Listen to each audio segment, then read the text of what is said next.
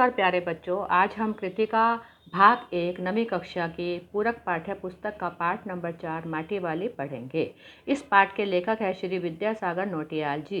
इस कहानी में विद्यासागर नौटियाल जी ने विस्थापन की समस्या को प्रभावी ढंग से उठाया है।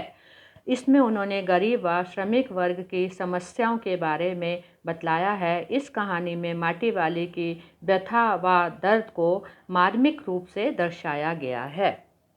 बच्चों, माटी वाली जैसे नाम से ही पता चलता है कि मिट्टी बेचने वाली यह एक वृद्ध नाटे कद की सांवली व हरिजन महिला थी। वह बहुत निर्धन थी, मिट्टी बेच के अपना पेट पालती थी, अपना व अपने पति का पेट पालती थी। बच्चों, ये उस समय की कहानी है जब घरों में चूल्हा जलाया जाता था। चूल्हे को लीपने के लिए लाल व चिकनी मिट्टी की आवश्यकता होती थी और साल में 1 या 2 बार लोग अपनी दीवारों को भी लीपते थे। तो घर घर माटी देती है, लोग उससे परिचित हैं। खाली उसी से नहीं, लोग उसके कंटर अर्थात कनस्तर से भी परिचित है, क्योंकि उसने कनस्तर ऊपर से काट दिया है जिससे उसमें ज़्यादा मिट्टी भरी जा सके और मिट्टी निकालने व रखने में उसको आसानी रहे। माटी वाली एक घर जाकर मिट्टी देती है तो माटी वाले को वो कंटर कहती है आंगन में खाली कर दे। वो वहाँ पर उड़ेल देती है और कहती है तू बहुत भाग्यवान है जो चाय के समय हमारे घर में आई है। उसको अपने भाग्य के बारे में सोचने का तो समय ही नहीं था, क्योंकि माटी वाली सुबह सवेरे उठकर माटा खान जाती थी, वहाँ से मिट्टी खोदती थी। मिट्टी खोदने में उसे दोपहर हो जाती थी। दोपहर में वह लोगों के घरों में आकर मिट्टी देती थी और शाम 5 बज जाते थे। उसका घर जो था काफ़ी दूर था, शहर से काफ़ी दूर था। वो गांव में रहती थी।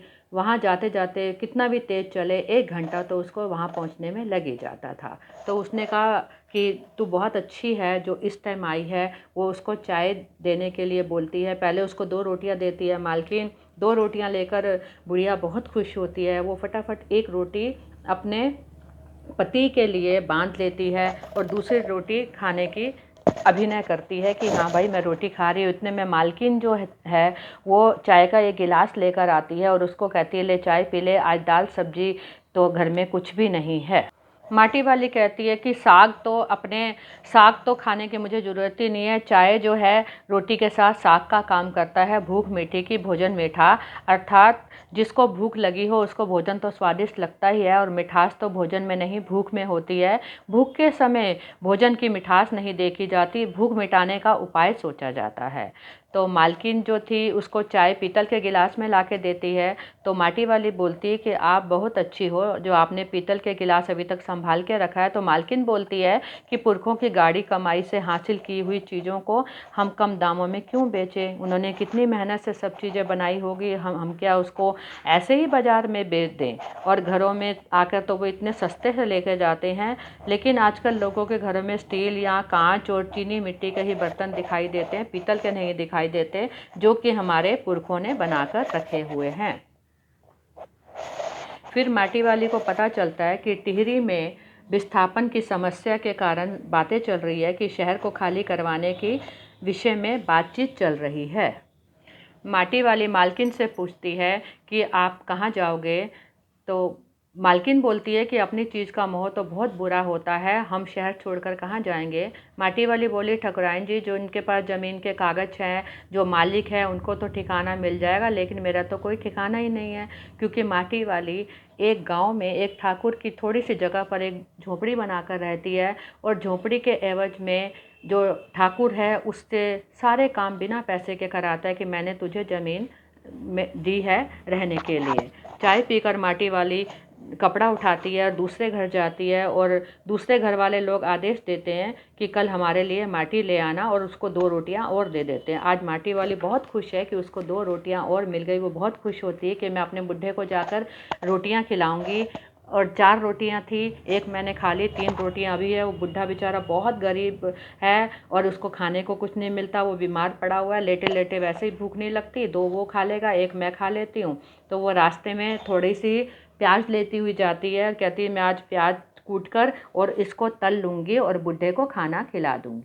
जैसे ही वो घर पहुंचती है तो उसका पति ना उसकी तरफ देखता है ना उसके पैर की आवाज़ से गर्दन घुमाता है। मतलब अब उसको रोटी की ज़रूरत नहीं थी, वो स्वर्ग सिधार चुका होता है, मर गया होता है। बेटा अब यहाँ से कहानी पुनर्वास के ऊपर शुरू होती है कि टिहरी का बांध का पुनर्वास के साहब जो था माटी वाली से पूछता है कि तेरे पास घर के कोई कागज़ है। माटी वाली बोलती है नहीं है। वो कहती है क्या काम करती है। उसने कहा मैंने तो सारी ज़िंदगी मिट्टी ही बेची है। उसने कहा अच्छा मिट्टी जहाँ से लाती है वो जगह तेरे नाम है। उसने कहा नहीं मैं तो माटा खान से लाती हूँ, वो तो ऐसे ही मिट्टी है, वहाँ पे किसी का कागज़ कुगज़ नहीं बना हुआ। तो उसने कहा कि ये तेरी है, तेरे साधन है, तेरी कमाई का साधन है, जैसे भी है ये तुम ही करोगी, इसमें मेरा कोई काम नहीं है। और वो उसको वहाँ से निकलने के लिए कहता है।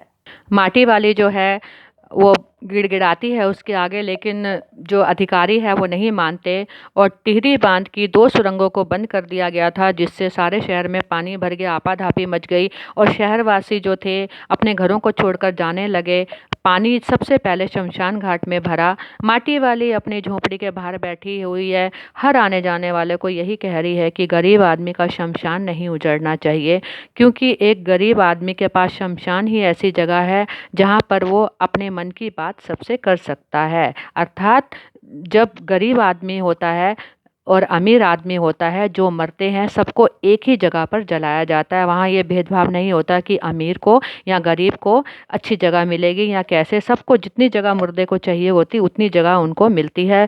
शमशान मतलब शम जमा आन, मतलब समान है जहाँ पे सबकी शान। तो बेटा ये पाठ था जो आपको समझ आ गया होगा। धन्यवाद बच्चों।